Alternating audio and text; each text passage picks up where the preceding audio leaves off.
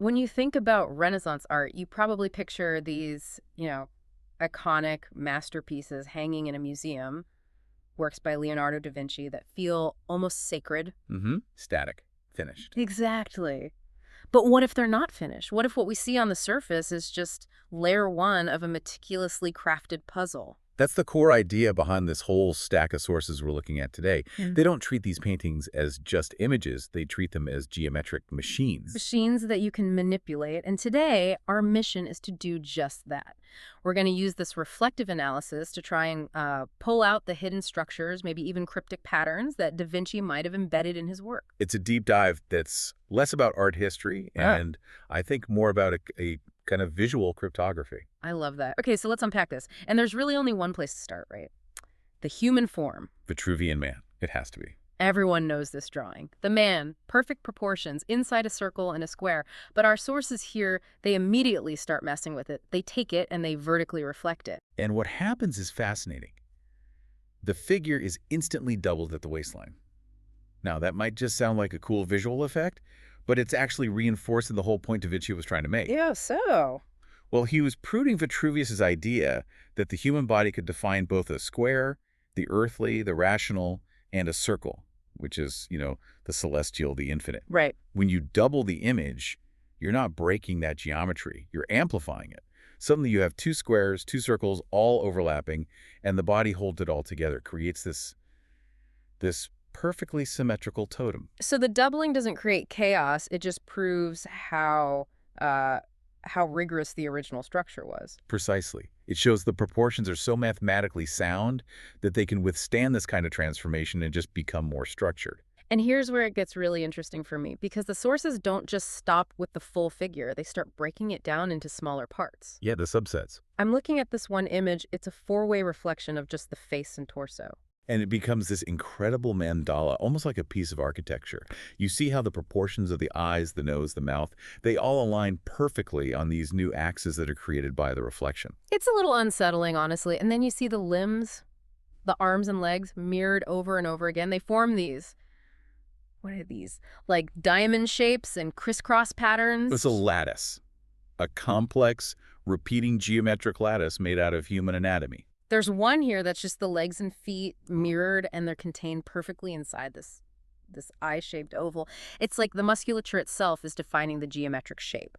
And that's the core argument that these analyses are making. Mm-hmm. That Da Vinci wasn't just illustrating proportion, he was drawing a generative pattern. A generative pattern? What do you mean? I mean, he designed the figure with such precise mathematical rules, maybe the golden ratio, who knows, that the drawing is basically pre-programmed to create these beautiful, regular structures when you reflect it. So the symmetry isn't a coincidence we're finding. It was the foundation from the start. It had to be. That idea that geometry is the foundation, that feels like the perfect bridge to our next set of sources. We're moving from the human body to the spaces he designed. Exactly. From the microcosm of the body to the macrocosm of, Renaissance architecture. We see these images of what looks like a vaulted room, a hallway with this really distinct gridded ceiling. This is all about linear perspective, which was the big technological breakthrough of the 15th century. Artists like Brunelleschi, then Alberti, they mastered creating this illusion of depth using a single vanishing point where all the lines converge. And Da Vinci was the master of masters at this. Oh, absolutely, he was. But look what happens in these sources when you take one of his perfectly rendered spaces and you mirror it. You're not just getting one vanishing point anymore. No, you're multiplying it. You're taking a finite single perspective and turning it into this optical illusion, almost a paradox. I'm looking at the GIF here, and that repeating ceiling lattice, it goes on forever. It's like you've created an infinite hallway. You've created structural infinity. It shows that the rules he used to build that space were so rigid, so symmetrical, that even when you double all the visual information, it holds together perfectly. It doesn't dissolve into noise. So what here is that this whole reflection thing, it's like an analytical key. It is. It proves how robust the underlying geometry of the scene is. And I guess that leads us to the ultimate test case, doesn't it? It does, the main event. Last Supper? This is where it all comes together. I mean, this painting is the absolute peak of Da Vinci's use of perspective. Christ's head is the exact vanishing point for the entire composition. And when the analysts mirror the whole fresco, wow, the image just becomes incredibly dense. It really does. That long, straight table, which is the defining feature of the painting, suddenly it's this central spine, this symmetrical backbone.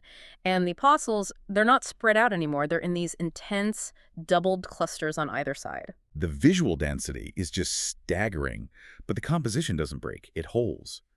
Every single architectural detail, the windows, the panels on the ceiling, they all double perfectly. It's like the whole thing was designed to be folded in half from the very beginning. That's what the sources suggest. Yeah.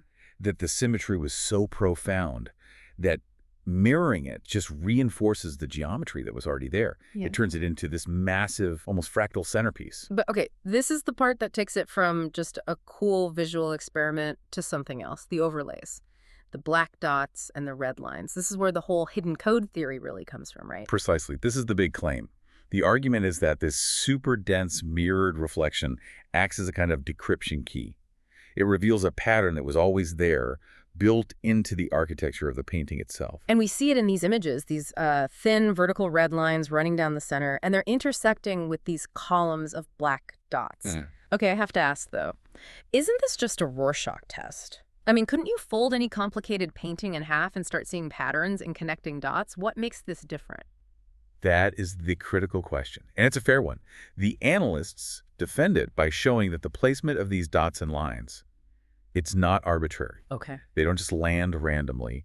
They align with very specific points notes, intersections, that are only created when you double the perspective lines in the architecture. So, for example, a dot might appear exactly where, say, a mirrored ceiling line crosses the mirrored line of an apostle's shoulder. Exactly that.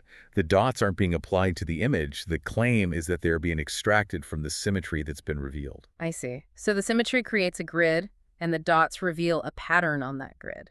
You got it. And the structure of that pattern. I mean, look at it. The vertical red lines, they look like the staff on a piece of sheet music, and the black dots look like notes. And we know Da Vinci